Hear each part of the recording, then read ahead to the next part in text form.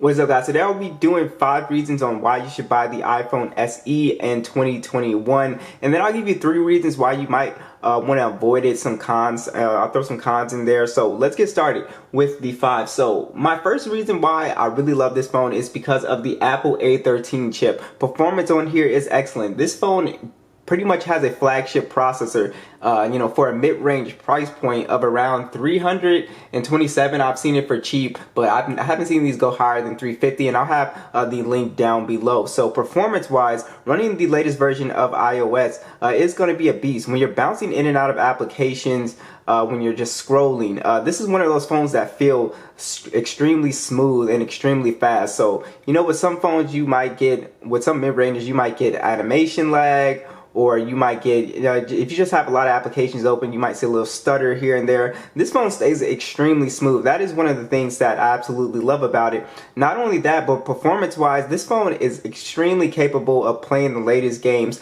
no problem. You can play them pretty much maxed out on high settings. So it is a really awesome experience. So definitely performance on here. Now, next definitely has to be software support. I think for a mid-ranger, the iPhone pretty much wins hands down as far as any mid-range phone that's going to get the longest software support. So if you guys remember, the iPhone 7 actually still runs iOS 14. The iPhone 7 was released in 2016. This phone was released in 2020, so just do the math on that, and you can see the iPhone, we don't know how many more updates the iPhone 7 is going to get. So you already know this phone is going to get a crazy amount of updates for years and years to come. So if you're one of those people that you just like to keep your phone for a very long time, you also get the benefit of having the latest version of iOS, and it runs it fine with all the widgets and everything. Like I said, the phone does not miss a beat. So definitely consider software on here, or software support. It is definitely a plus.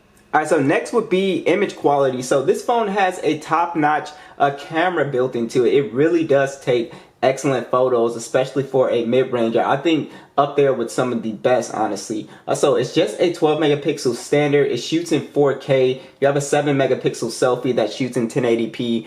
And as you can see from the photos here, this phone takes some amazing images. You get some very natural, good-looking colors on this phone as well. Also, this phone performs pretty well in low light as well. Even though there's no dedicated night mode on this phone, it still does a pretty good job. From what I hear, you can download a certain camera application in the Play Store to be able to handle low light. But also, I was just really impressed with video quality. I think video quality on the SE is extremely good as well. It's 4K and it looks really smooth and nice. So I really like that. So I think overall the selfie camera is great for FaceTime. This is a very good camera for taking photos and shooting video on, guys. The next reason that you should buy this phone is wireless charging. I'm going to use my SE right here to show you guys. This phone has wireless charging, and a lot of mid-rangers do not have wireless charging. So that is definitely a unique thing to be able to have that. You can see, boom. So this phone does support it. And like I said, you won't really find any mid-rangers that support wireless charging. It's usually on flagship devices, but that is really awesome to have that wireless charging on this device at this price point. Alright, so next would be price. So like I said earlier, this phone, you can actually find the refurbished version, the one I have right here. It looks perfectly, fine. There's nothing wrong with it. It's $280 right now. That's an extremely good price. That's cheaper than what I said earlier. And if you look at its competition, so it would be the iPhone, the iPhone 11. So that's got the Apple A13 chip on it. So I would just to check that price out real quick.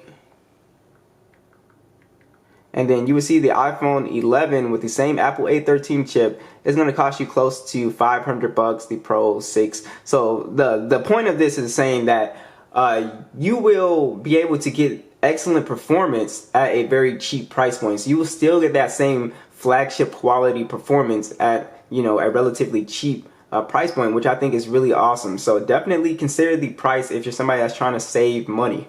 Also, I know I said 5, but I wanted to throw in an honorable mention. This phone is IP68 dust and water resistant, so we can get it wet and it won't break. I did a little cat full because I'm terrified of tearing up my stuff. Even though I know it won't break, it's just like I hate those videos where they like submerge the phone. I just can't do it. But yeah, it's IP68 dust and water resistant. You drop your phone in the toilet, you're clumsy, you're swimming, drop it in the pool.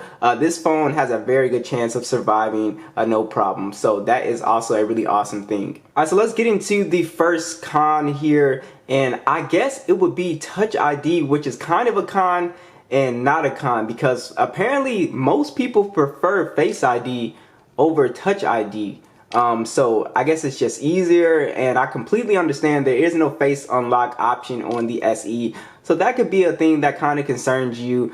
Me personally, I think with the times, I mean, honestly, the masks and everything. So is Face ID really that handy in these certain times? But again, I completely understand. So that could be a con that can be kind of annoying for you. So I would definitely think about that. Next would be battery life. So this phone does have a 3,110 milliamp battery on it, and basically with any compact phone, it's basically going to not have great battery life. That's what every compact phone that I've tested pretty much.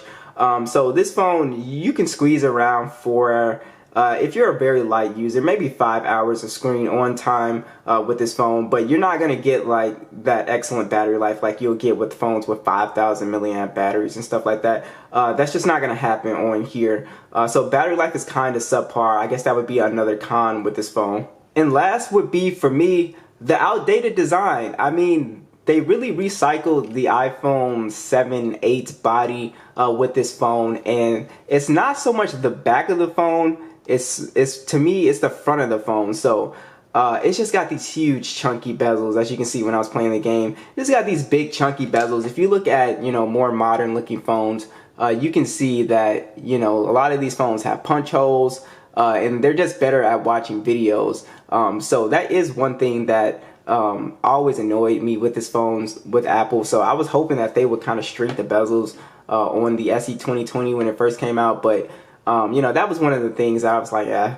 But yeah, so overall, what do you guys think? Would you guys buy this phone in 2021, 2022? Be sure to let me know, and I'll catch you guys in the next one.